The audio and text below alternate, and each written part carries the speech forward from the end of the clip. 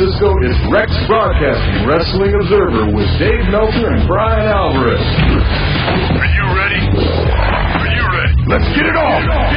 How's it going, everybody? This is Dave Meltzer. We're going to be for the next 2 hours talking pro wrestling. We got Bryan Alvarez, a Figure 4 Weekly, of course, here. And in the second hour, our guest will be Samoa Joe, the champion of Ring of Honor. So we can talk about that promotion as well as wrestling all over the world and differences in wrestling. Samoa Joe, he's wrestled in Japan a lot, knows a lot of people who are in WWE, and should have a really interesting discussion here. So anyway, we'll be talking to him second hour.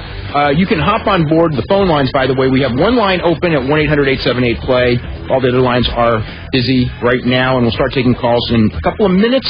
We're going to start with some news. Of course, a week from Tuesday is Taboo Tuesday, and this is going to be one of the most intriguing pay-per-views from a marketing standpoint for a number of reasons. Number one is it will be the first pay-per-view where none of the matches will be known when you buy the show. Now, you'll have an idea. We already have an idea of pretty much what the card is. And we do know, actually, I shouldn't say that. We know some of the matches, but we don't know the stipulations of those matches. And then other matches, the key, which are actually the important matches, the title match and stuff, we don't know who's going to be wrestling. And the deal is they will not even start this voting until after the Raw show in Chicago. And then I think that maybe when Raw ends in Chicago, which is a week from Monday, because this coming Monday is Manchester, England Raw, that at that point, I think we may have a pretty good idea. We'll certainly have a pretty good idea of what they want you to vote for. And then we'll be watching the show. And, I mean, from what I gather, like in the main event, which is, Hunter's match, Hunter Hearst Helmsley, Triple H defending the championship against either Chris Benoit, Shawn Michaels, or Edge, that literally we will not, like when the show starts, they won't even announce who it is. We will not know who the opponent is until they play that person's music. Hunter will probably be in the ring first, and they'll play someone's music, and that's who it's going to be. And it's kind of interesting because there's a weird sort of buzz around this show just because it's something, different and new. Mm-hmm. But at the same time, this Tuesday thing almost negates it. The fact that it's on a Tuesday, it's a weird night for everybody. People work next day. They've worked that day. Are you there? Yeah, I don't know what that was. Okay. Well, the thing is, the people work the next day on Sunday, too, so that's not really the issue. But Tuesday, I'm not saying Tuesday is a weird day. The other thing with Tuesday that no one's talked about is that on the West Coast, the pay-per-view starts at 5 p.m. Well, I won't be watching it live. So there you go. Yeah.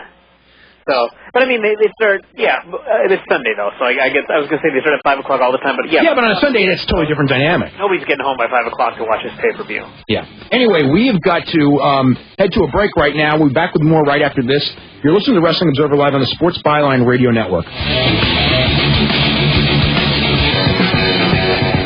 Okay, welcome back to Wrestling Observer Live. I'm Dave Meltzer, editor of the Wrestling Observer Newsletter, with Bryan Alvarez of Figure 4 Weekly. And we were talking about Taboo Tuesday, and a couple days ago, I guess about a week ago, on the Observer website, we did a poll on basically who you wanted to see face Triple H in that pay-per-view, if you actually had a real pick.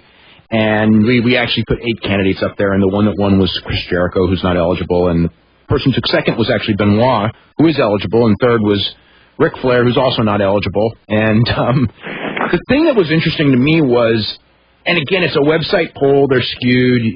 I don't take them at face value. I don't take any polls at face value the more I do them. But the interesting thing to me was there was some interest, as I recall, in Michaels. There was none in Edge, who's on the ballot, and not really a lot on Randy Orton. And Randy Orton's the one that, obviously the company's grooming for, as the big one. Mm-hmm. And it didn't... It's given an open choice.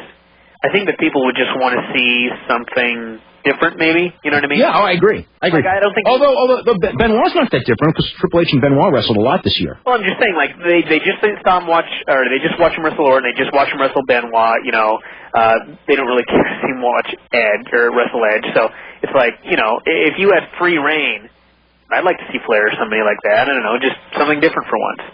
Yeah, it'd be different. But obviously they know that, so. That's why Flair's wrestling Orton on the pay-per-view. More likely than not in a cage match.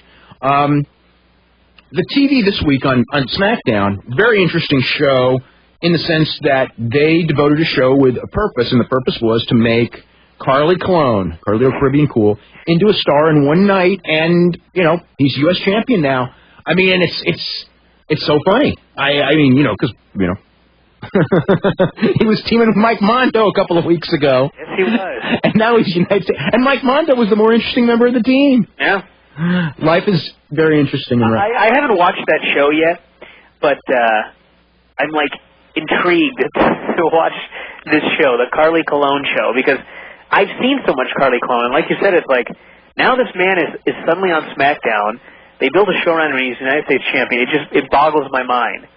But any more than Mean Gene Mondo being the big star? There's something about Mean Gene Mondo that's it's just different for some reason. You know what I mean? I mean, to the casual fan, it's probably the exact same thing. But there's this weird thing about Mean Gene Mondo where I can almost see him becoming a cult hero. Yeah, I actually cannot see that with Carly. I actually can see that too because he's so bad and everything. Yeah. But those kind of cult heroes, they usually don't have a lot of legs. But then again, if he doesn't, they send him away. Yeah. Yeah. But I just. Maybe I'll have to see the show, but right now, from what I've seen of Carly Colon, I do not see him as a cult hero to anybody. But I think that there's some people who are just so wanting something new that will work. That it's fresh. Yeah. Again, 2 years from now, I don't know. Yeah.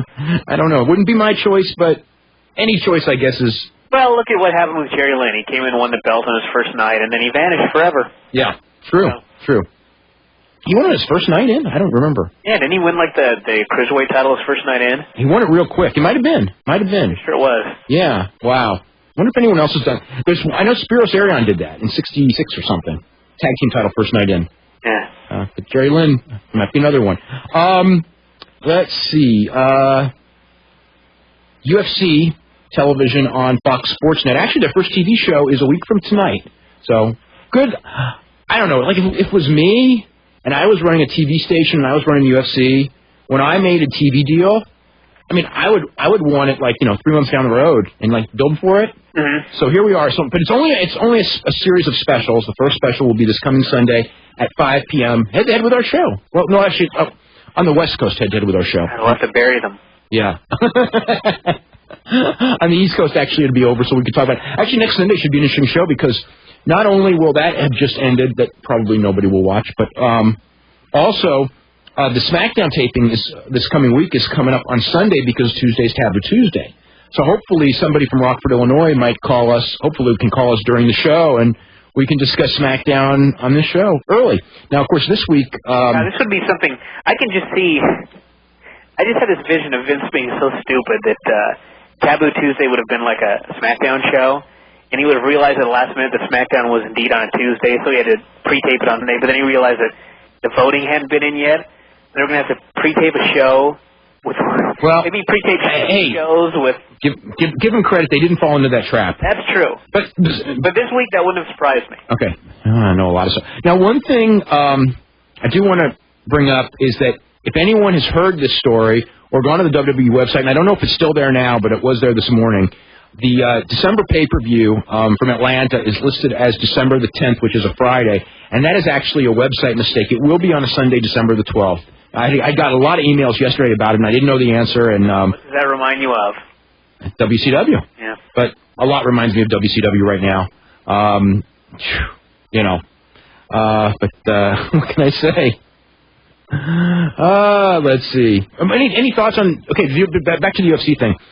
They're going to be airing the Tito Ortiz, Chuck Liddell, and Nick Diaz, Robbie Lawler match from UFC 47 on Sunday, which will be 5 days before their pay-per-view, which will be on Friday the 22nd, headlined by Tito Ortiz and Guy Metzger, and Matt Hughes and George St. Pierre for the welterweight championship. So here are my thoughts. Okay, my thoughts are this: this show needs to be promoted so hard because the point of it needs to be to do a great number so they can get a TV show. The point of this absolutely cannot be to plug the next UFC because there's a curse.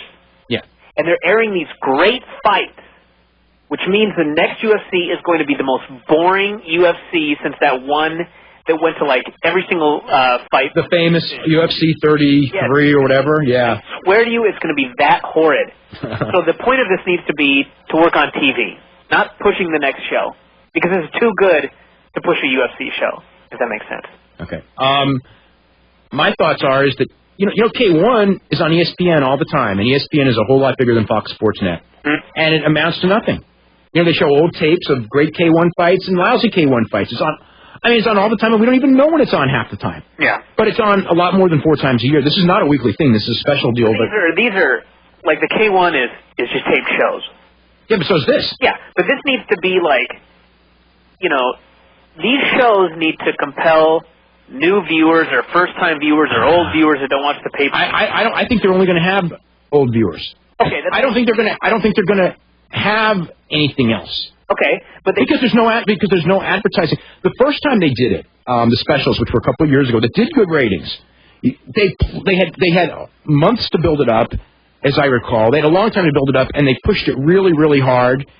And they got a real, they pushed, Fox Sports Net pushes one of its biggest things, and they got a really good rating out of it. But this one, they don't have the time to push it, I don't think, unless they only have 7 days left. Yeah. So I think that the only people who are going to even know about this show are going to be the UFC internet fans, and that's not enough.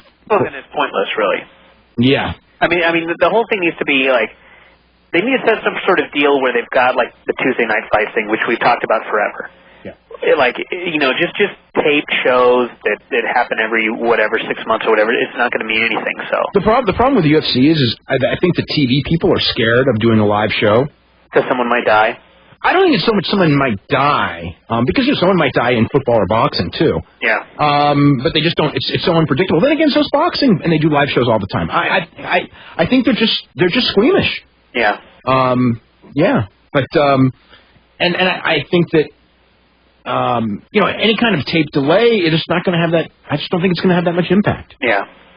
Well, it may more so than boxing, because at least with a tape, like if you had a taped boxing show, like the boxing results would be in the paper the next day, whereas with UFC, it doesn't get that kind of newspaper coverage. But the problem right now is that all the UFC fans are really hardcore enough that they're on the internet and they're going to get the results anyway. Exactly. If this were far more casual, it would be something different, but it's not right now, so they've got to go live. Yeah. Vince Russo's done. Yeah. November 7th, the pay-per-view is supposed to be his last night. I don't think it's a swerve. I mean, and believe me, there is a possibility that it is. I don't put anything past anyone right now, but I don't believe that it is. In a way, I almost hope it is, just because, it would be so pointless. And I would be so amused that so much work was put into something that meant nothing. Yeah, but I think that he's done. He's been frustrated they don't listen, and I don't know. You haven't seen Jerry Jarrett's book yet, have you? No, not yet. Yeah, neither have I, but I have been told that I need to read it. Yeah, someone else told me that this week, too. Yeah, so I got to get a copy of it. Hopefully... all the excerpts that I read were really interesting. Yeah. Like, I have a hard... I don't know why, but I have a hard time reading wrestling books. I don't know what it is about wrestling books, but... Oh, I hope you can read mine. Yeah. You probably have it in the mail right now. I hope so. Yeah. But, I read those excerpts, and I was like, I could read this book. Yeah. So. Anyway, we are going to head to a break, and we got all lines lit up. We're going to start taking phone calls right after this. You're listening to Wrestling Observer Live on the Sports Byline Radio Network. Okay, welcome back to Wrestling Observer Live. Dave Meltzer, editor of Wrestling Observer Newsletter, with Bryan Alvarez of Figure 4 Weekly. And you can get both the Wrestling Observer Newsletter and Figure 4 Weekly. You can get info on how to get them at www.wrestlingobserver.com. There's also news updates, TV reviews, and stuff up there every day. And as well at Amazon.com or at store.wrestlingobserver.com, you can get my new book, which is Tributes to, which just came out a couple of days ago. And I'm pretty happy with it. I'm kind of when it comes to my own work, I mean, I always have my own flaws, but very interesting, and I guess, Brian, you haven't read it, but very interesting foreword by Bret Hart. He wrote about me, which I thought was just interesting. That's all I could say.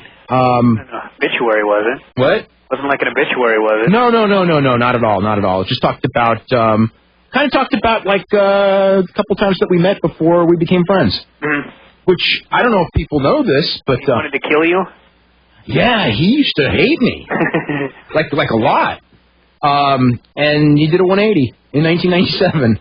Which, a lot of things happened in 1997, huh? Yeah. Yeah. But, he just kind of talked about some of our early meetings, and that, he didn't really like me, but his parents did. Which actually, I don't know if you know that, but I used to hear about that stuff, and...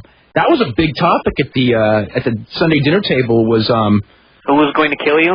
No. Because I'd met Stu and Helen. Well, I met Stu and Helen and Bruce and Owen and all them. Many times. I was always friends with Ross Hart, and Stu and Helen loved Zerber, and they would bring stuff up because they read it every week, and every time Brett was just like, God, you'd drive him crazy that his own parents would read this. You know what I mean? So anyway.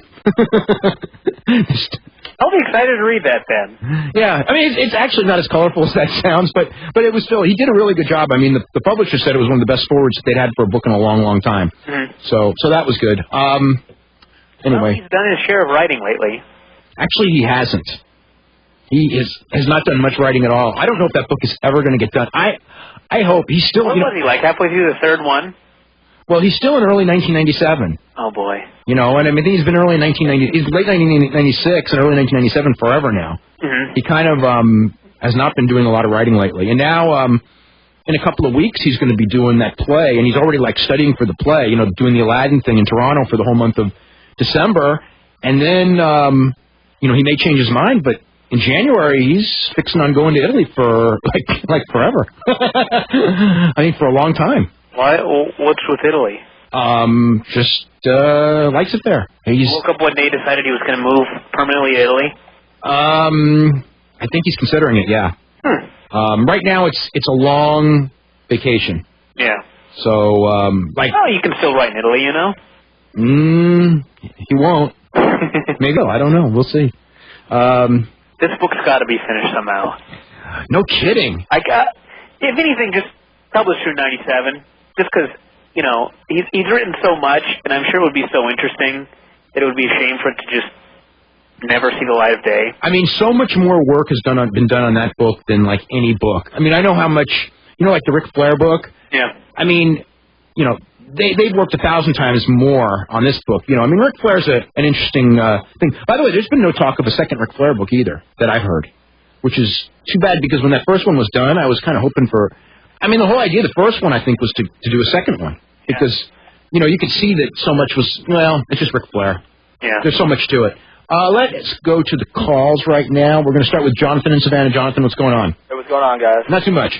I have a couple questions real quick for you. The first one's about the Raw rating, that second hour towards the end, that 10:30 to 11. Well, the rating had a different pattern, which is... There's a couple of things. Number one, we're going against football, which hurts the rating. Number two, CSI. I mean, the number that's been coming up is really artificially high because CSI has been giving wrestling this older lead-in audience. And if you look at the first quarter hour, and sometimes the first half hour, the audience is often the highest point of the show, like the last show. Usually, the show will... peak at the end, and now the show is peaking early, and it's because the CSI viewers are watching until they kind of turn it off. And it's also it's the average age is 40 years old at the peak of the show, and then at the end the average is about 34, 35, which is the normal average, but it's way down. Michaels match at the bottom of the hour this time, that was kind of a weird. Well, the Michaels match was the high point of the show this last week, and I think that I'm just wondering why they decided, hey, let's put this big marquee match at 9:30. Maybe because they're cognizant of the fact that 9:30 is when a lot of people tune out. But the Raw rating was not good this week at all. It was a lot worse than it looks on paper. But the SmackDown rating was really good, so I don't know. Carlito, yeah. And it was good from the start. I mean, it's not like it was something that grew. Just a whole bunch of people were watching SmackDown from the start. It could just be a fluke of the fact that, ratings aren't perfect. No, they're not. Definitely. Even though people live and die by them, and advertisers live and die, and Vince McMahon lives and die, and you have to because you're in the television business, and it's really screwed, when we talk about ratings, because the whole TV industry lives and dies by these things, and I don't know how accurate they are. Yeah. And certainly for Spanish, we know that they're not accurate at all, for the Spanish ratings. So I'm always amazed that it's 2004 and they can't find a way to tell you how many people are watching TV or ordering a pay-per-view or whatever. I know, me too. Or voting. Voting entirely. Yeah. Anything else, John? Yeah, I have a question about something that I read earlier this weekend about the thing going around about Patterson. Yes. And actually saying something about Triple H dominating the Raw brand? Is there any, like... There's validity to that. I mean, as far as, is that a story? Yeah, it is. And, but the thing with that is that, people don't, no one's allowed to talk publicly in WWE about what they really think. I mean, some people think they can, and sometimes like Ivory, did, but really, if you're smart, you're not supposed to. But the only thing I can tell you is that it's not like Pat Patterson is the only one who thinks that. I mean, everybody, to a degree, thinks that, but you can't tell Vince because it's his son-in-law.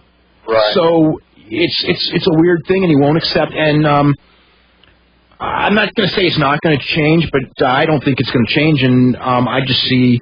Sometimes I think. I mean, Triple H is both good and bad. But at the same time, SmackDown without Triple H has not done any better. Triple H is not the superstar like Steve Austin or anything that he's booked as being. I think everyone knows that, but he's got the position, and his wife's the writer, and I don't know what else to say. I don't think it's changing. He's going to end up, when all is said and done, this is the sad part of it.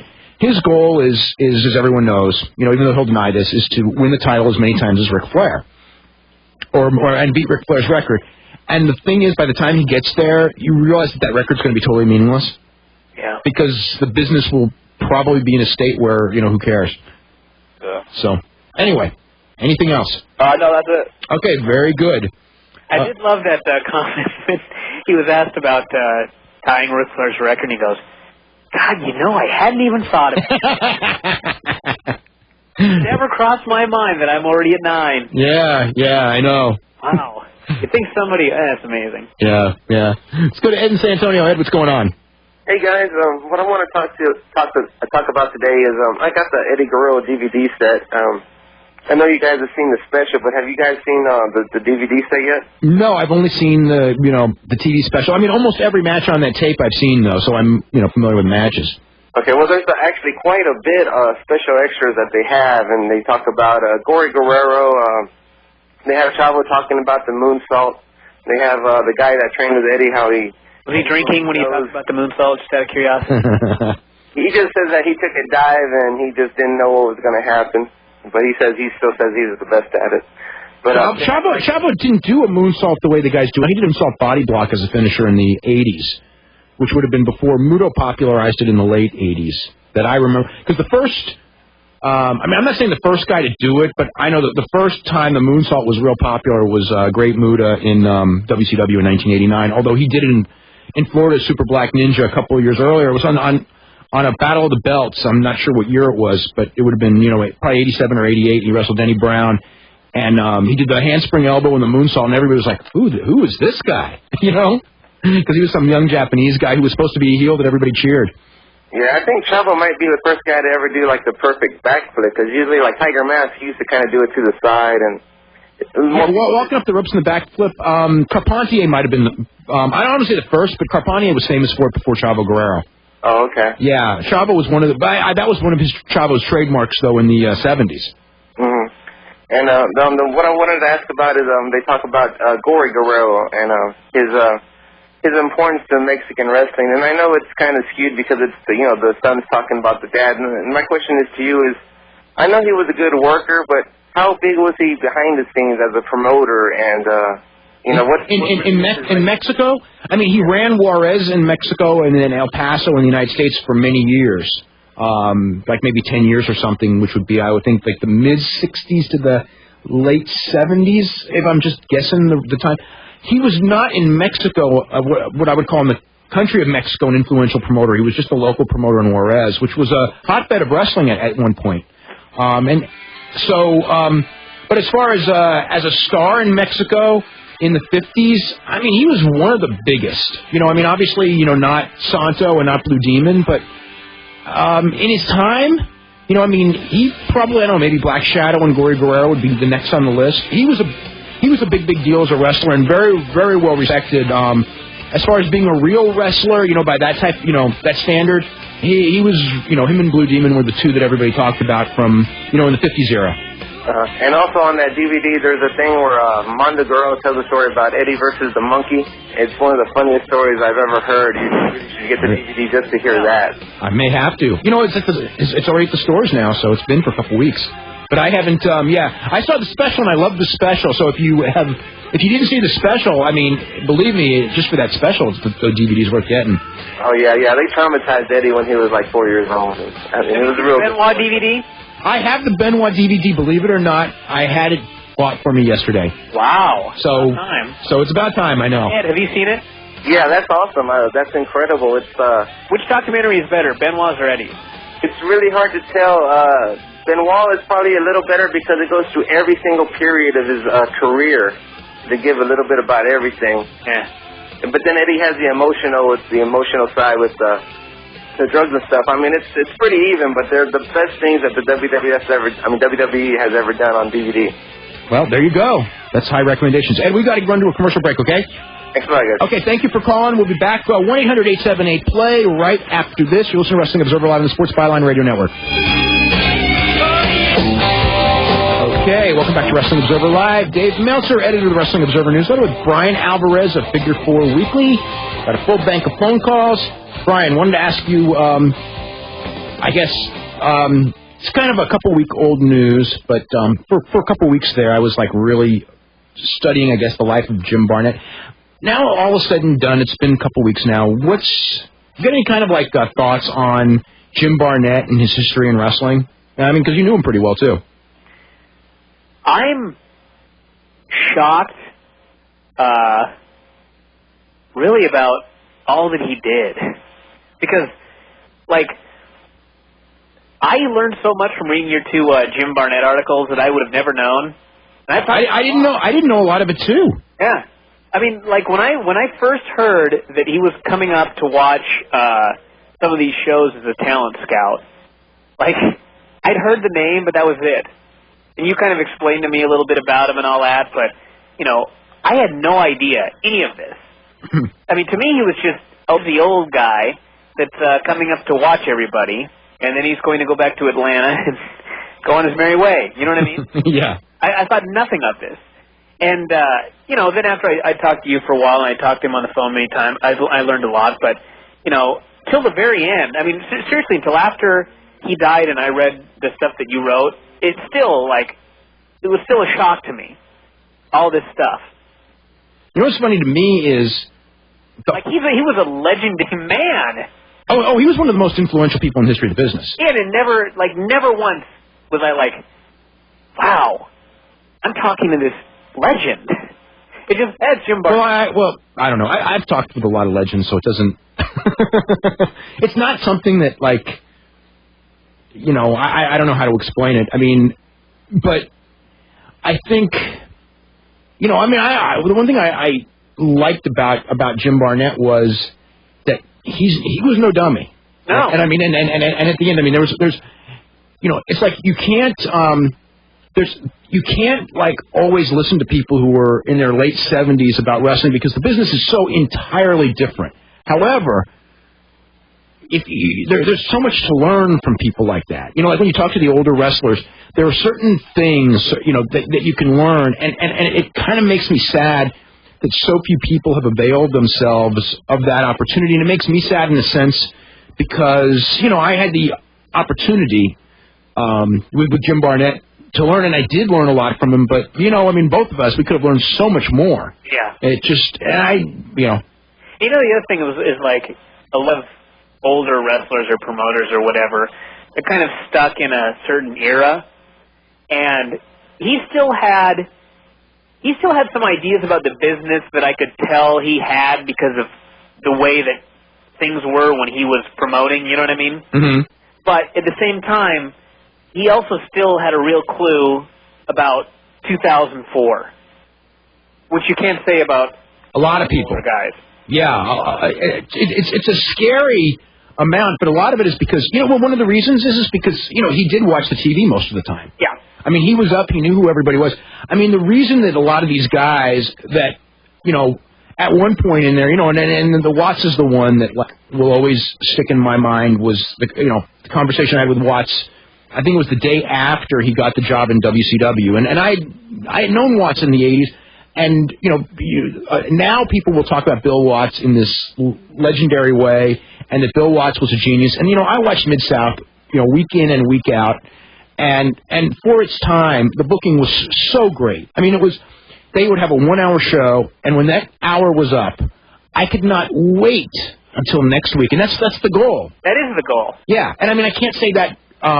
There was a period when Paul Heyman was booking SmackDown that when it was over, I really liked that. And then there was even a period, I got to say, earlier this year when they had, all those 4-star Raw matches. Yeah.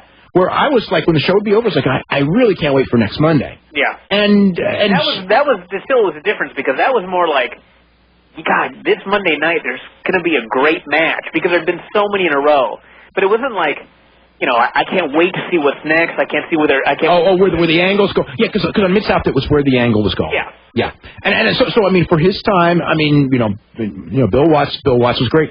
And then, he got the job in WCW, and I had a 2-hour conversation with him. And when it was over, I remember, first thing I did was I called Brian Pillman, and I go, Brian, this is going to be a disaster. And it was. Yeah. And he was going, why? And I go, he hasn't watched wrestling in 6 years, and a lot's happened. Yeah. And I mean, just people who he thought were great workers were 6 years older and were too old, and the style, he wanted to bring the style back, like the top rope rule and things like that. Yeah. And I mean, he logically could explain it, and a lot of people who followed Bill Watts to this day think that he would have made it given given if he had more of an opportunity, which I don't buy, because he just he had his way, and things had just changed. Yeah. And it was sad. It was really sad to watch. And Ole, from his book, I mean, anyone who read his book, it's like, a lot of people think, Ole was some dunderhead. And let me tell you something. I mean, Ole, 79, 80, when I started watching Georgia wrestling, that was another show. When that show was over, man, I couldn't wait for the next week to watch that show again. Yep. Ole was a great booker at one point. Certainly in the 90s, when they brought him back the last time in WCW, he wasn't. He was still trying to book like the old days and be a bull. Things change. And, but I think that part of it is two things. Number one is keeping up. Because a lot of the guys where they have the problem is they didn't keep up. And also, a lot of them, I think they had this thing where they thought they knew. And as soon as somebody tells you, I say this about wrestling, this is another lesson here. As soon as somebody thinks they got it figured out, then for sure, very soon they're going to be totally out of touch because they're not open to new things. Because you got to be open to new things. Anyway, sorry I went off on that. I want to go to Chris in Vancouver. Chris, what's going on? Hey guys, how's it going? Going really good. Got a great show, by the way. Oh, thank you very much. A couple things I want to say. First off, Jerry Lynn, he won the lightweight title, not the cruiserweight title. He won it at the Backlash pay-per-view in 2001 on Sunday Night Heat. Oh, there you go. And I remember that match, and then soon thereafter, he was nobody. Yeah, exactly. Yeah. I've still to this day, and he's called me up about this. I remember one time he called me up and goes, "Do you know what happened to me?" And I go, I know Vince didn't like you, but as far as like what happened, it all seemed to stem from that one interview he did at WWE. But, the one with Jim Ross, but that was scripted, so it can't be his fault. Well, I mean, it was like, but after that he was dead. Yeah, that was weird. Yeah, Vince didn't think he was marketable. That was the answer. Right. And regarding the Taboo Tuesday before you go into that, let me do one thing, because we got an email here from people that have other wrestlers who won the title on their first night in. Oh, okay. They've got Christian with the light heavyweight title. Really? Gail Kim with the women's title. I thought Gail Kim won. Was her first night in or first night after an injury? This is all first matches on WWE TV. Okay, so Gail, because I thought that Gail Kim did. Okay. Yeah, and Kidman with the cruiserweight title. Okay. And that's the list. Wow. And of course, Jerry Lynn. Yeah. Hopefully Carlito does better than some of them. Carlito, yes. Yeah. Okay, go ahead, Chris. Thank you very much, though, Brian. All right, regarding the Taboo Tuesday pay-per-view, I agree with you, Dave. I mean, I go to school, and in Vancouver, traffic is such a real drag coming back home. Everywhere it's a drag at times. Especially here, the roads aren't that spectacular here in Vancouver. I'm sure where you are in San Jose, they're much better. Yeah, but the traffic's horrible. Yeah. So, hold on, Dave. You don't understand. We're Northwest people talking. Okay. So, I will be ordering the pay-per-view at 8 p.m., and I really don't have a problem with the Tuesday night pay-per-view because, I mean, Survivor Series used to be on a Wednesday night and SummerSlam used to be on a Monday night, so I really don't have a problem with that. I'll get your comments on that. And secondly, JBL, and I've said this to you before, and I gotta say it again, he's still the worst champion in the history of professional wrestling because it's just not working, and I really get a kick out of him saying that he's the greatest champion of all time. The only thing great about JBL is his theme music. No, I don't think that he's the worst champion of any champion by far, but WWF champion. The champion was, don't forget. What? Vince. Well, okay. This was a better champion than JBL. Yeah, because it was only for 6 days or 7 days. Oh, there is that. I think that, and of course you could always say, David Arquette and Vince Russo and all that. But I think as far as major world champions when a promotion was really like a strong promotion, I didn't see Dick Hutton. I mean, I know he was a great wrestler. I know he also didn't draw. So I can't comment on him because that was always the name people came up with. But Ron Garvin and JBL. But Ron Garvin was more accepted by fans as a main eventer when he got the title. He wasn't, because he'd been around forever and ever. But he was not a good champion, and that the people didn't, especially following in the footsteps of Ric Flair. JBL, lot longer reign, and very much of a lackluster reign. So those would be the worst that I can remember. Remember a few years ago they gave Bradshaw that big push. And they just dropped it cold because it was right when they started the brand extension, and they broke up the APA, and they wanted Bradshaw to be a top singles babyface, and like he was getting a lot of Raw main events, and he would come out and he would get a good pop, and then the match would always kind of get bad, and he lost his push, and they put the APA back together, I think. Right, but I still get a kick out of him saying that he's the greatest champion of all time, WWE champion. I think that's like. He's going to wind up like this generation's Honky Tonk Man, in the sense when Honky Tonk Man was Intercontinental Champion, people thought he was terrible. I mean, like in hindsight, and don't get me wrong, he was always entertaining, and it's okay to be entertaining Intercontinental Champion. I mean, Honky Tonk Man would have been a terrible World Champion, but now he did that thing where I'm the greatest Intercontinental Champion of all time. As a heat-getting thing, and I think that's where JBL's trying to come from, is to use the fact that a lot of people think that as a way to get heat, but, shouldn't, sometimes things hit close to home. Yeah, I mean, the JBL thing hasn't worked out, and I don't know what they're going to do. I don't know who they're going to put it on. I think it's going to wind up on Angle, but, I guess they got to get it off of JBL because it's not going to go directly. All right, thanks a lot. Okay, very welcome, Chris. Okay, we will be back with more right after this. By the way, I want to mention again, Samoa Joe's second hour. We got a full bank of phone calls. We're going to get to as many people as possible in the second hour as well. A lot of good questions coming up. I can already see on the board. You're listening to Wrestling Observer Live on the Sports Byline Radio Network. Okay, welcome back to Wrestling Observer Live. Dave Meltzer, editor of Wrestling Observer Newsletter with Bryan Alvarez of Figure 4 Weekly. Got one line open at 1-800-878-PLAY. We're going to go to Alan in Queens. Alan, what's going on? Hey, Dave. How are you doing tonight, guys? Doing good. Dave, I'd like to thank you about answering my email last night about the possibility of hookers in New York City. Yeah. Thanks about that. I don't know of any hookers in New York City. I mean, and someone's going to think that. You better explain what you're talking about. We're talking about old time. I emailed you too, Bryan, but you didn't get the email yet, I guess. Yeah. Okay. I mean, a lot of people know, obviously, from the Luthez book that hookers was the old time term of kind of for submission wrestlers. Top catch guys. Yeah. Catch wrestling was another term that was used back in the 50s or whatever, or actually long before that. Actually, in the turn of the century, going back. All right. I understand Samoa Joe's on tonight. Yeah, he's going to be on in the second hour. Yeah, I chatted with Joe online on IRT before, so I wanted you to ask this New Japan question ahead of time to avoid possible heat. Recently, on a popular MMA message board, someone claiming the Olympian Mark Schultz claimed that Antonio Inoki's double-crossed him in a jungle fight. That's a true story. Yeah. Yeah. I actually wrote about that. That was actually known about a month ago, but he recently came out on the message board right now. Yeah, I actually wrote about it like probably a week or so after the fight took place last year, and then I wrote about it again in the Olympic issue. Yeah, he said that Mark Coleman's his witness. What do you think of the whole situation? What did I think of the situation? That he actually came out in public on a message. Yeah. I know. Mark Schultz has because he wants it known, which he didn't come out for a year because he still thought that he would get booked as a pro wrestler by Inoki if he kept his mouth shut, and then he realized that, they weren't booking him.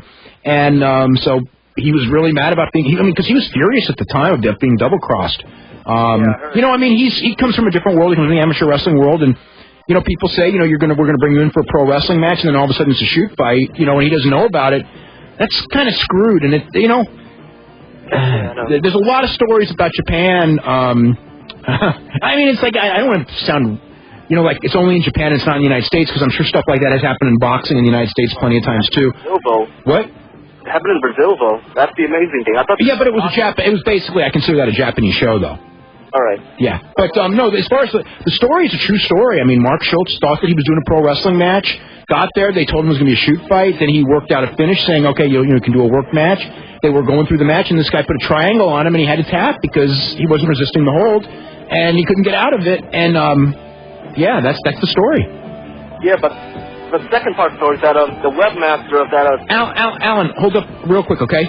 We'll get to finish in the second hour, okay? All right, thanks. All right, we'll go back to this because that's a really interesting subject. And it's time for our hourly break. You can call us 1-800-878-PLAY. You're listening to Wrestling Observer Live on the Sports Byline Radio Network.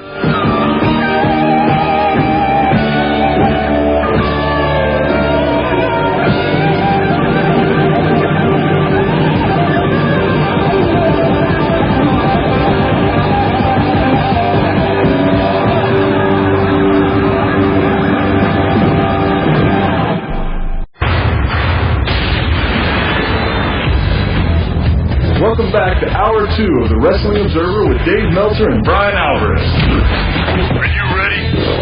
Are you ready? Let's get it on!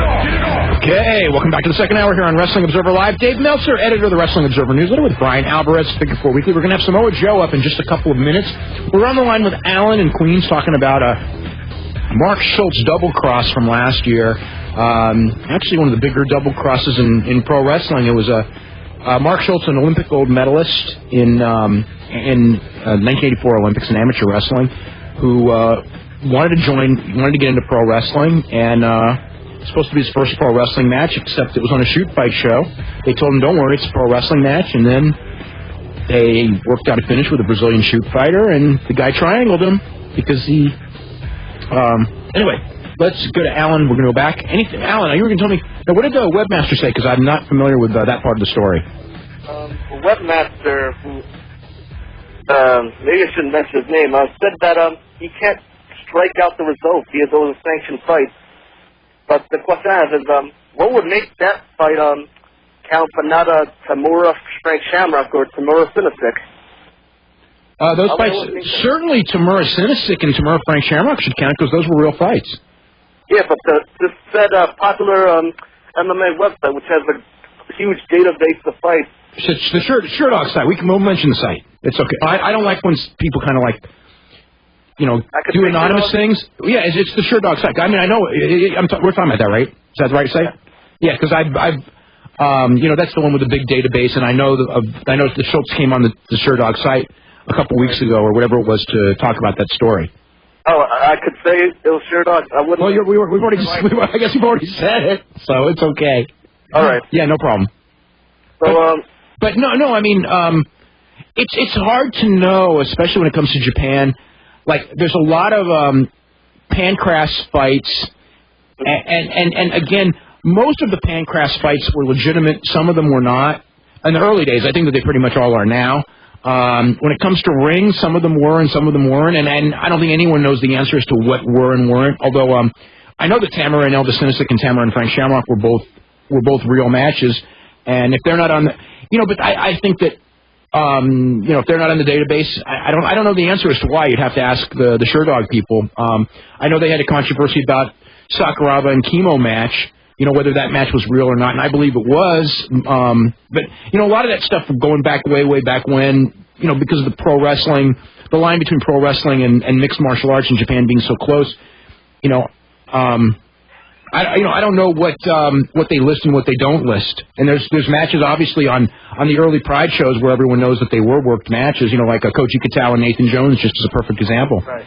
So the last talking I asked about, you guys talked to Lou Deslocks before he passed away, right? I mean, I probably talked to him. I was probably one of the last people to talk to him because I think I talked to him the day of or the day before he went in for the surgery. So I have a question. Well, basically last few years on the internet, there was this big feud going on between two people, and did Luthez ever mention a student by the name of Tony Cicchini? Tony Cicchini? Yes. Luthez did a seminar with Tony Cicchini, I don't know. I mean, I never, discussed Tony Cicchini in depth with Luthez, but I know he did a seminar with him. I know he said that Tony Cicchini knew some stuff. I think at the end, there was, a feud with Tony Cicchini and Matt Fury, who's a guy who I know. Yeah, I was questioning about Matt Fury. But anyway, I think that he sided with Matt Fury, if I'm not mistaken. Mm-hmm. For whatever that's worth. Okay, real quick on the question on Matt Fury, yeah. Hello? How did they just break apart, Cicchini and I don't really know the details. I just know that they had it was a business falling out is basically what it was. We got to head to it now, okay, Alan? All right. Okay, thanks very much. We'll be back with more right after this. You listen to the Wrestling Observer Live on the Sports Byline Radio Network. Okay, welcome back to Wrestling Observer Live. Dave Meltzer, editor of the Wrestling Observer newsletter, with Bryan Alvarez at Figure 4 Weekly. We've got a couple of lines available at 1-800-878-PLAY. You can jump on board, and we can probably get to you pretty quickly. Bryan, I want to ask you a quick question. Your thoughts on how next couple of pay-per-views are going to do. Taboo Tuesday, UFC on the 22nd, and Victory Road for TNA on November 7th. Oh, boy. Taboo Tuesday... 205. Okay. 205,000 buys. Okay. UFC. I'm kind of in that. I don't even know who's on the show. 50,000. Actually, that was my number 2. Was 50,000. That's the Tito Ortiz and Guy Metzger main event. That's right. And Victory Road, I will say 35,000. If they do 35,000, they should be dancing in the streets. I mean, I don't know that they won't. I'm thinking 15, 20. Yeah. But if they do 30... I think that some of their better shows have done fairly well, and this is going to have a 4-week build, and I think a lot of people that may have given up are going to give them another shot because it's something new and different.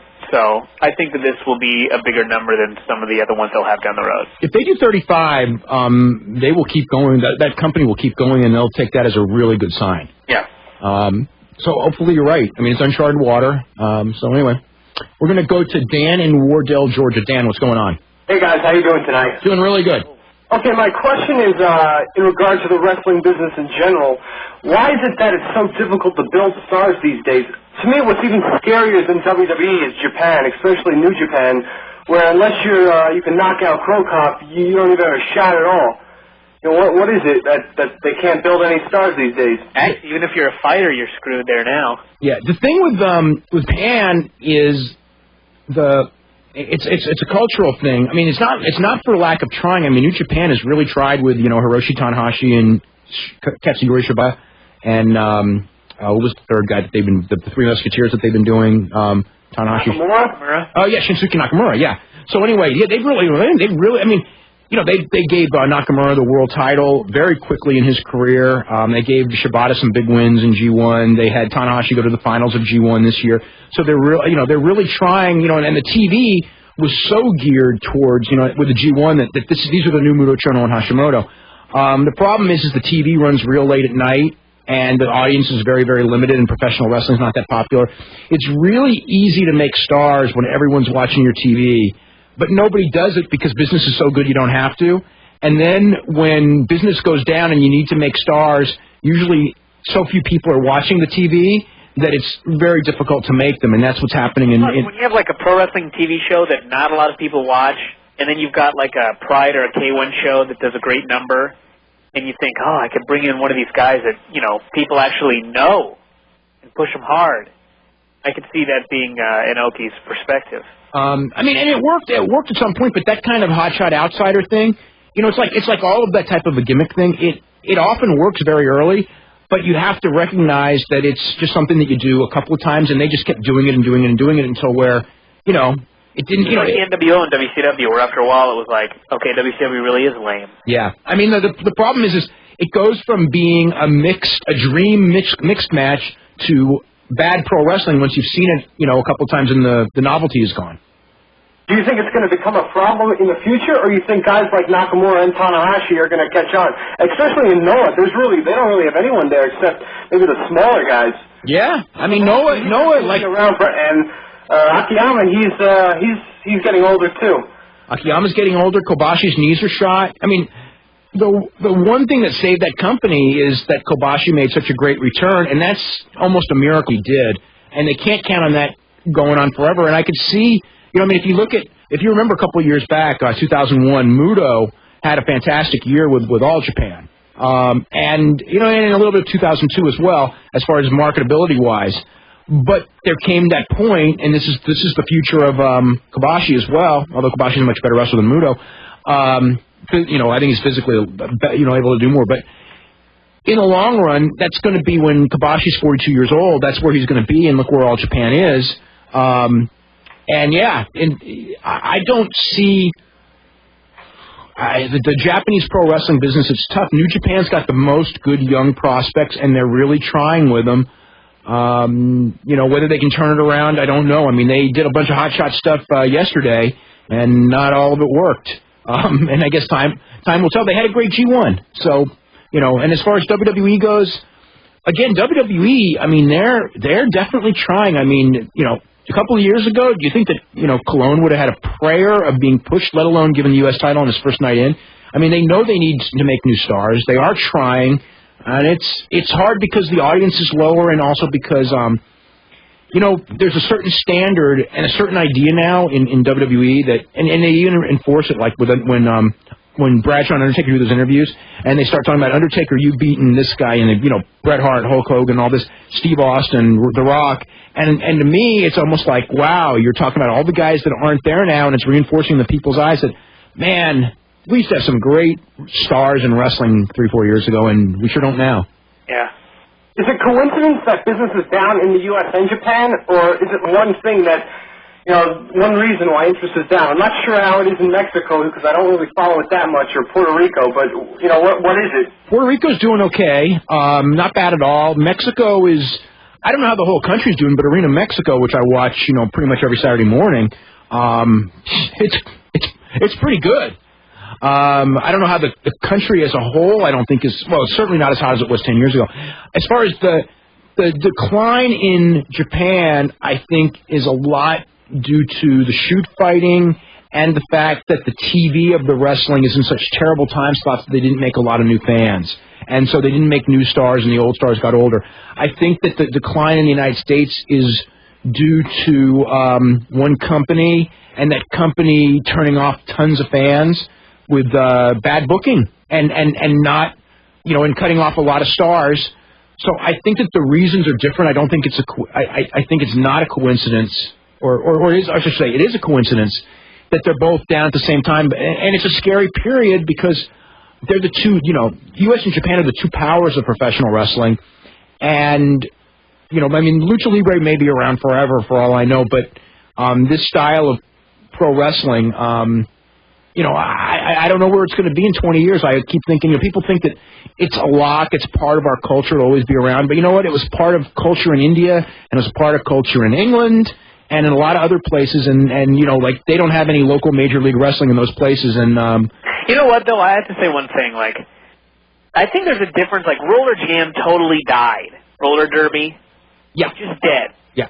But wrestling is something that's kind of the concept of two dudes fighting has really been there forever in some form. Yeah. So I find it hard to think that wrestling could be eradicated from the earth. Professional wrestling will not die in Japan or in the United States, but it could get to a pretty low level of popularity. Yeah.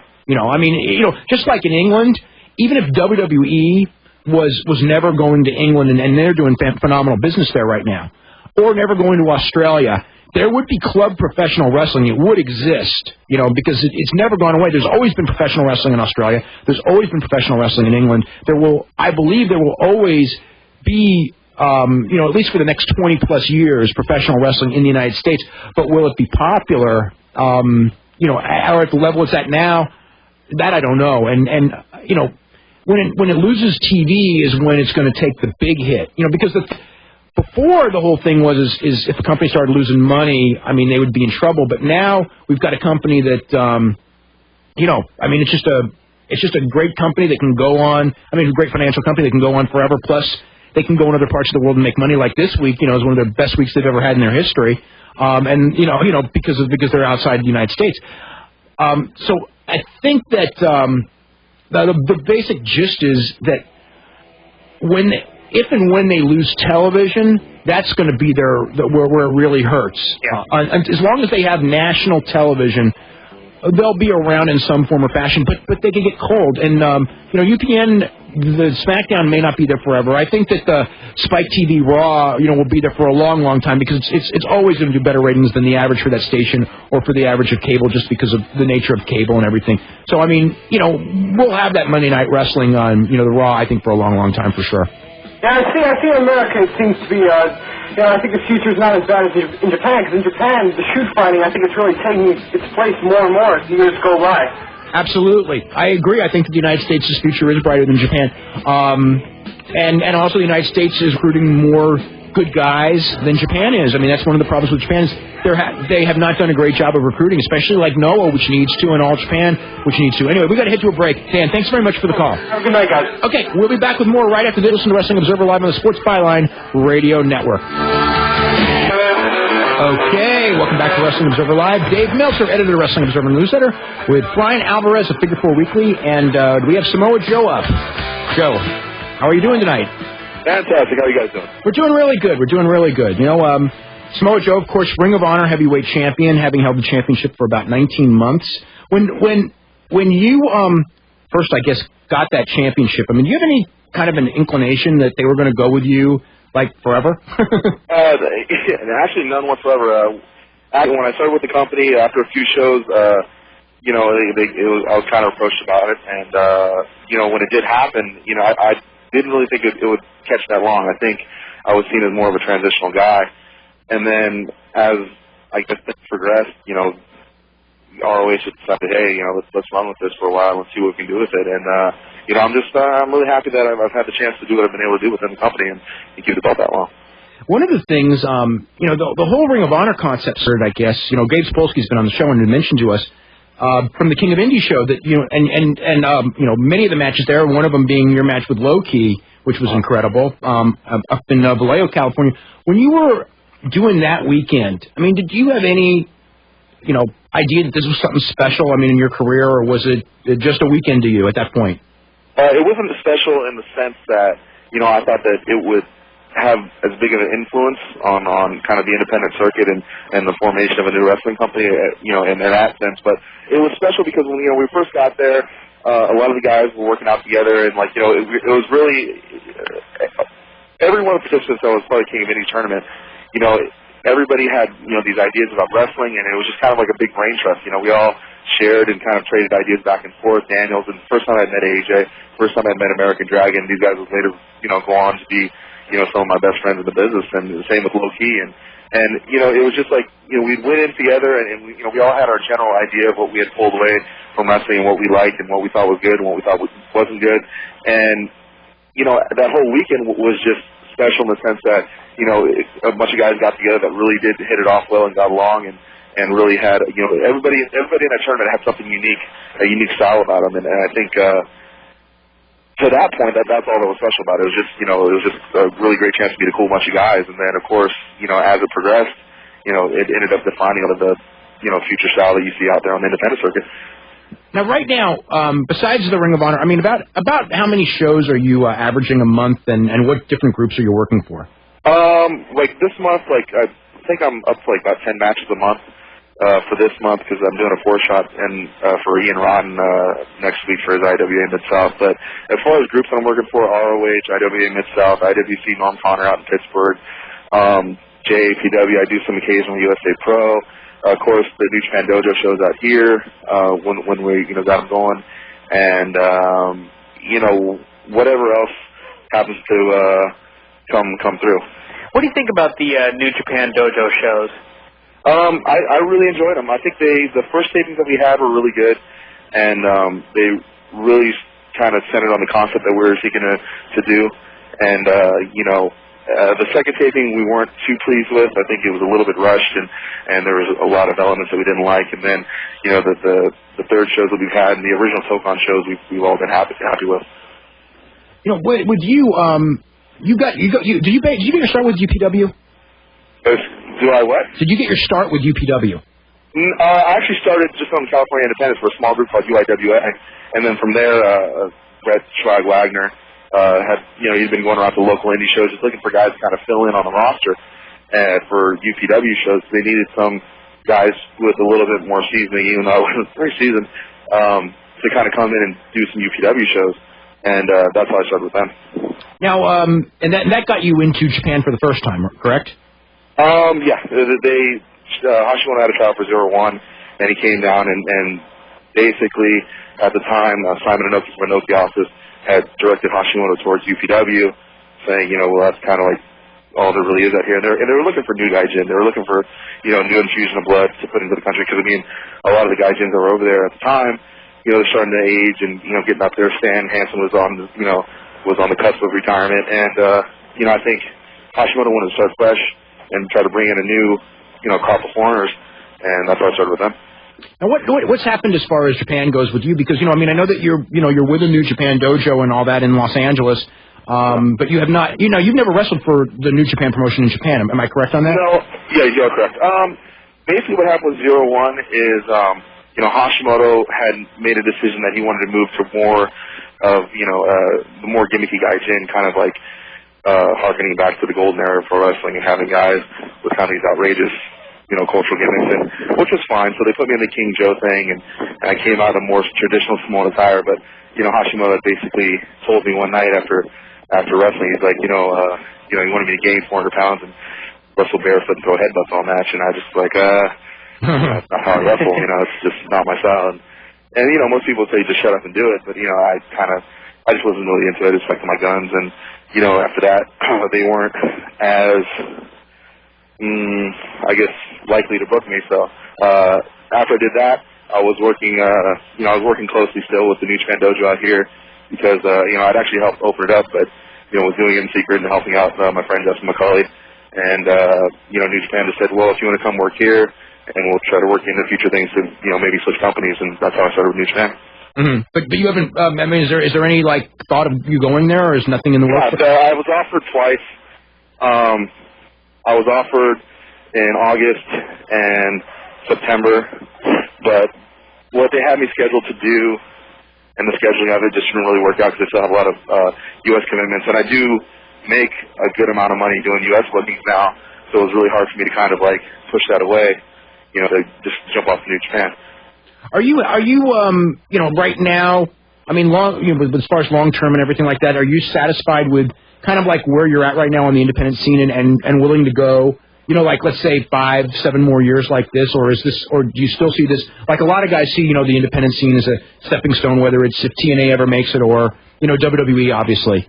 I think everybody has that aspiration to do more and do better and expand more. I know I do. So, I think I could be in the WWF and I wouldn't be content. I still want to improve somehow and do more and be able to, expand and make my career, go that much further. So, I don't look at the indies as a traditional thing because, I'm fortunate enough to make a living working the indies, decent one. And, whatever opportunities come along in the future, if there is an opportunity to do something on a larger scale, then, I'd more than likely love to do it and experience that. What's up with TNA? TNA? There's always been talks, but, it's never been anything more than just kind of like a phone call or hey, hey, Joe, just, this is so-and-so, just, shooting a line to you. It's mostly AJ. AJ will give me a call, say, hey, man, these guys, they kind of were thinking of bringing in here. And I said, well, I'm open to it. But at the time, of course, they wanted me not to work for ROH. That was the latest one. Before, I'd worked Jeff on a 01 pay-per-view, and, he said, well, let me take down your information, and here's my email. Drop me an email. So I dropped him the email, and then he sent me an email back and said, well, how do your Wednesdays look? And I said, well, they're wide open anytime they use me, and I didn't hear anything more after that. And then I think they wanted to bring me in as Johnny Fairplay's bodyguard for a half a minute, and of course, they wanted me to drop all of my Ring of Honor bookings. Well, basically there was AJ had approached me, would you be willing to work for TNA? I said, of course I would. I don't have a problem with TNA, and I go, but I'm not going to stop working Ring of Honor, and they do, well, I'll ask around, see what I can do, and then that was the last I heard of that. And that was the last contact I pretty much had with them. But usually it's about every 4 months they kind of shoot out a line to me, and then it just kind of doesn't work out. So there you go. Well, you've had a lot of big matches in the last year, especially in Ring of Honor. Is there any match that stands out, and why, among all of your championship matches, or matches in general? Matches in general? Yeah. I mean, anytime, I always say this about Japan. Anytime when I get a chance to work Otani or Tanaka, or both at the same time tag match, it always turns out great, and it's always good and a lot of fun, and I really enjoy those matches. And here in the States, the 60-minute I did with Punk, I thought came off extremely well. The last match I had with Bryan Danielson in Philadelphia, I really, really loved and enjoyed. Wrestling AJ, I mean, honestly, pretty much if you just go down the roster guys that were King of Indies weekend that I've had a chance to work as Ring of Honor champion, I mean, those are matches that stand in my mind because they've pretty much met my standards, so I've been very happy with them. Okay, we're going to go ahead to a commercial break right now. You can call us at 1-800-878-PLAY. We're going to be here with Samoa Joe till the top of the hour. You're listening to Wrestling Observer Live on the Sports Byline Radio Network.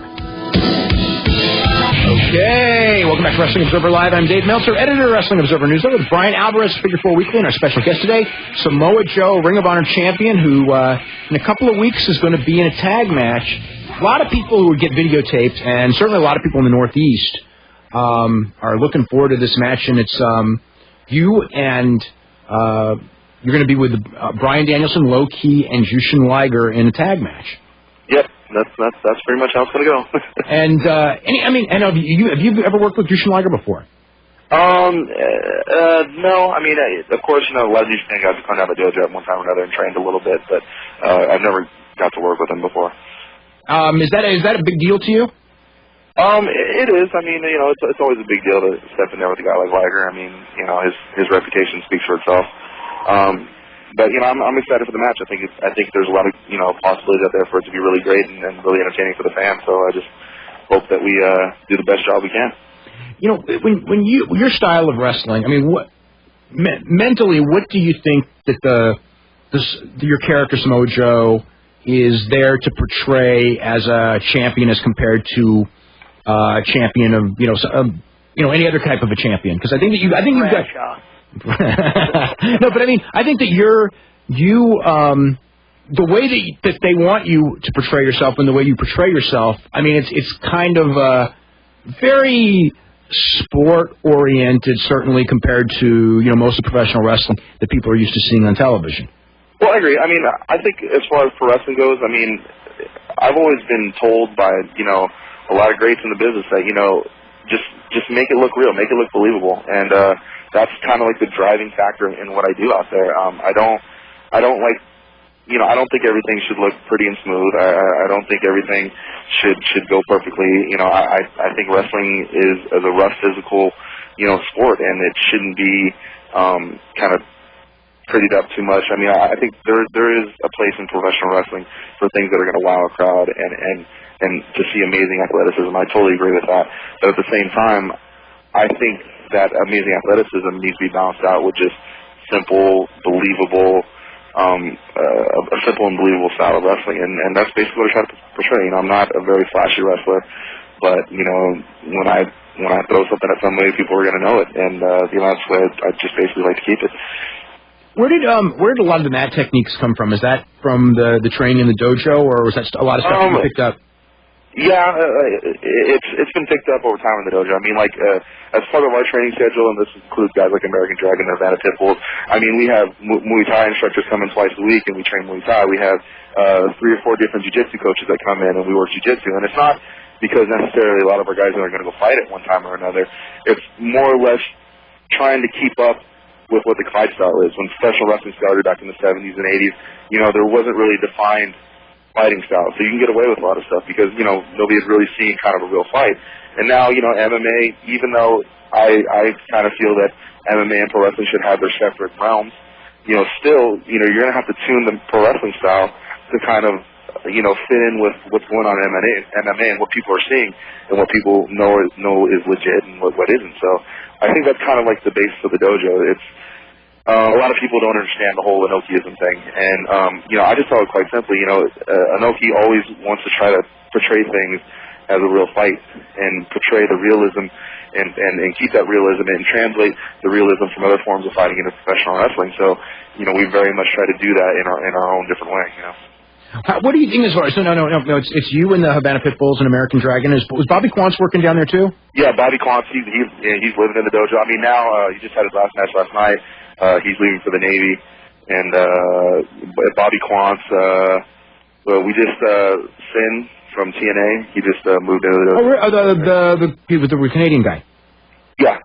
I didn't know that. He just moved to the dojo. Yeah, it just was like last week. He had contacted us, came down, did a workout at a tryout, and they saw some potential and maybe working with him and tuning his style. So he just moved in the dojo and he's going to start training there. We had Brad Bradley there for a little bit. He ended up moving back to Chicago. I think I'm leaving anybody out. TJ Perkins, Pinoy Boy. He worked the last New Japan Young Lions tournament. He's also a mainstay at the dojo.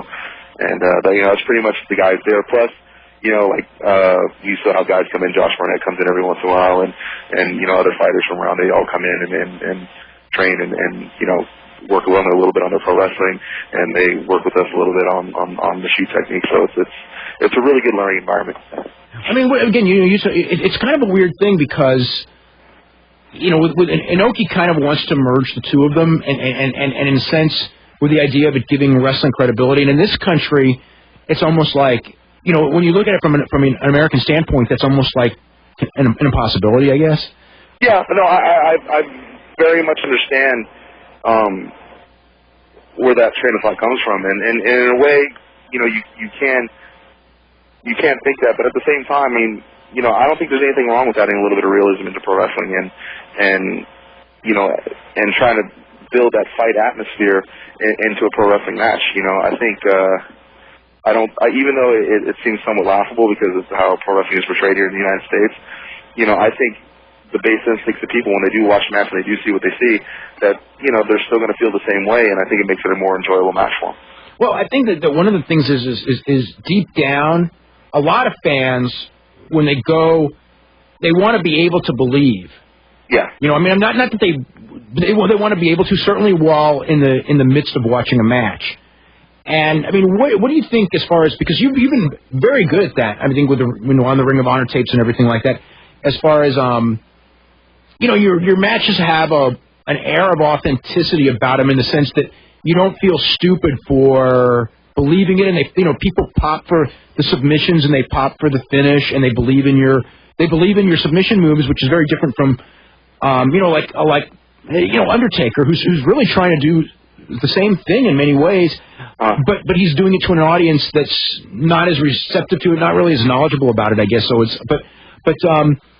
when you're doing your match for your audience, what do you think are the keys to get them to go from that sit back and let's enjoy the high spots to, which in some of the undercard matches they have on that show, to this is sort of like a real deal, and let's get into every little nuance and movement and things like that, which they often do in your match.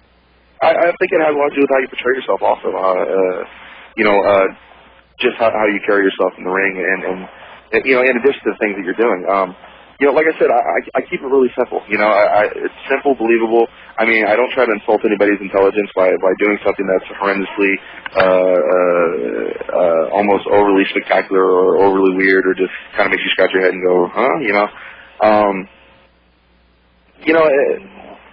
That's the simplest way I could really put it. Is that I do things not to insult people's intelligence, and I do things that hopefully people, it's easy to believe because it looks believable, and it's just like I said, if the more that I'm wrestling now, and the more I'm learning from experience and from people telling me, it's the simpler you keep things, the better it usually translates to a crowd, and the better it usually is able to be comprehended by a crowd. So I mean, I kind of keep with that formula, and I just try to go out there and just do a match that's that is a believable style, that is hard hitting and very grinding, and I want people to sit there and be able to feel that, to watch a match that I'm doing, and go, those guys are really going in there, and they're really giving it their all, and if I've convinced the crowd of that, then I felt I've done my job. I think that the more people see MMA, the more pro wrestling is going to have to change, because if you look back a few decades when people didn't really know what a real fight looked like. You know, you could believe a karate chop. Or people did. Something completely absurd. Actually, I totally agree with that opinion. I think what I'm doing now, I'm just getting ready for the future because MMA, in my opinion, is on the cusp of exploding. I think it's going to overtake boxing. I think it's going to overtake any other combat sport that we've ever had here in America. And as MMA explodes and takes over, I think a lot of pro wrestlers are going to be looking around going, okay, what do we do now? How do we change up everything? And I think there is a place for different styles of pro wrestling, and I enjoy all styles of pro wrestling. But I think for the mainstream audience that companies want a piece of, those people are going to get more and more exposed to MMA. And as they get more and more exposed to MMA, I feel that pro wrestling is going to have to change, and not necessarily go in the direction of MMA, but the realism and the application of moves. It's going to have to keep speed. Everything's going to have to keep that type of logic. I mean, I see guys now, from a few years back, in cross arm breakers and sitting there for 30, 40 seconds, and I'm driving my hair out, simply for the fact that, I maybe got caught in one a couple weeks ago and was, almost on the verge of tears. So, you know what I mean? So I think as pro wrestling, as pro wrestling needs to evolve along with the times, and I think the style that we're trying to develop when we train at the dojo is hopefully geared towards that natural evolution that is going to, I feel, inevitably happen in pro wrestling.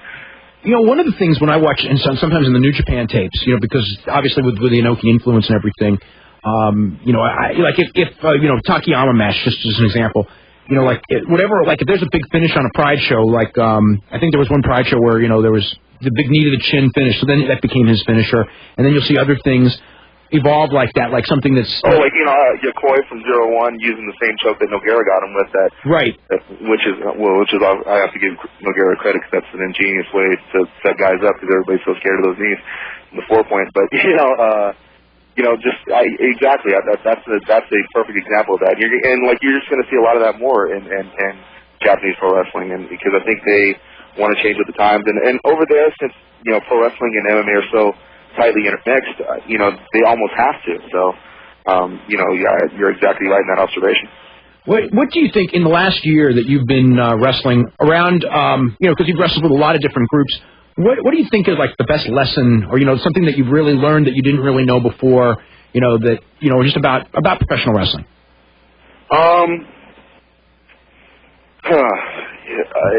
About pro wrestling in general, like I said, I've learned to invest less in what I do and more in how I do it. Mm-hmm. And it's a tip that was given to me like a while back when Regal was kind of working with me and talking to me, and now over this past year and a half, I'm finally learning what that means. You can really get the reaction that you want in how you do things instead of trying to do 22 million things out there to wow a crowd, and just investing the time to really focus on what you are doing and make that translate to the crowd. I want to go real quick to Daryl on the cell phone in Texas. Daryl, what's going on? Hey, guys, just sitting here listening to y'all show. I'm a new subscriber to Sirius. Oh, good. And I was going to, the gentleman before, and Joe there, he's got some real good points. Today is a different world than 2,000 or 6,000 years ago when they had gladiators. Today, this is our gladiators. UFC fighters are very similar to today's gladiators, I think. Very much so. Yeah. I get a lot of attention out here because I drive a truck for a living, and I'm about 20 pounds heavier than Triple H and about his same size. Mm-hmm. And everybody's always asked me, hey, are you a wrestler, or did you ever wrestle? And I said, no, I didn't wrestle. I just drive a truck for a living. I've never been introduced to any agents or anything like that. I've had a couple scouts ask me some questions in the L.A. area. But, I'd like to get involved more in watching it and involved in the wrestling itself. Mm-hmm. That's just because of my size, and I'm a really, really good athlete. Mm-hmm. I believe I am, but, I really enjoy your show, listening to it, and, listening to the wrestlers that come on, and, I just listening. Okay, good enough. Well, thanks very much. I appreciate it, buddy. Okay, Sirius is going to get real big with Howard Stern in the next year plus. It's going to be open up a whole new audience for us. That's pretty cool. Joe, hold on just for a second. We've got to go to our last commercial break. We'll be back more with Samoa Joe right after this. You're listening to Wrestling Observer Live on the Sports Byline Radio Network. Okay, welcome back to our final segment of the show here on Wrestling Observer Live. Dave Meltzer, editor of the Wrestling Observer newsletter, with Bryan Alvarez of Figure 4 Weekly, and our special guest today, Samoa Joe, Ring of Honor champion, who will be wrestling November 5th and 6th for Ring of Honor with Jushin Liger and Low-Ki and Bryan Danielson in the tag match in... the tag match is the tag match in Boston, or is the tag match in Elizabeth? Boston is American Dragon versus Liger, and then in New Jersey it's me and Liger versus Low-Ki and American Dragon. Now, what is the difference in your mind between working IWA Mid-South and Ring of Honor? In all honesty, there really isn't much. I think promoters now that use me kind of use me for the way I'm being used in Ring of Honor, so I don't really find that much of a difference. In IWA Mid-South, there's a little more leeway to play around a little bit because, I'm not the champ there, and, I'm not the same, not exactly the same type of character that I am in Ring of Honor. So, I mean, that's the only difference I can really see. But other than that, I mean, I'm pretty much the same Joe you're going to see in Ring of Honor no matter where I go. Now, I want to ask you real quick about Chad Wicks. Okay. Was he? I mean, did you work with him a lot before he went to? I worked with him a little bit. He had come in for a relatively short time. I get you from somewhere in the Midwest, and he got on the Young Lions tour. They really liked his look. Uai and all the New Japan office guys, and they brought him over for the Young Lions tournament. I mean, we got to work with him briefly, not as much as we would have liked to before we had sent him over, but I mean, he did pretty decent for himself. And when he came back, we were in talks with New Japan for the footage for the Benoit DVD, so kind of like the little enclave from the dojo went down to the WWE tapings, and then Aaron Aguilera and Chad Wicks had gone too, and they took a look at them and they signed a developmental deal. And have you ever talked with them? Chad, no. Aaron, yeah. No, I mean WWE as far as like. Oh, WWE. No, I haven't since probably back towards the end of my UPW days. The last time I really talked to him, but I mean, Foley's been on the last few Ring of Honor shows, and he's really been adamant about me going back and starting to talk to them again, and him and a few others saying that WWE in some places there's kind of like a groundswell of support to start bringing in guys who are wrestlers, accomplished wrestlers who can add something different. So I mean, I'm not one to disparage his advice. So maybe soon. I don't know. Joe, we are totally out of time. I want to thank you very much for doing the show, and best of luck to you in your upcoming match with Ring of Honor. Bryan, thanks very much. We'll see you all next week. You'll listen to Wrestling Observer Live on the Sports Byline Radio Network.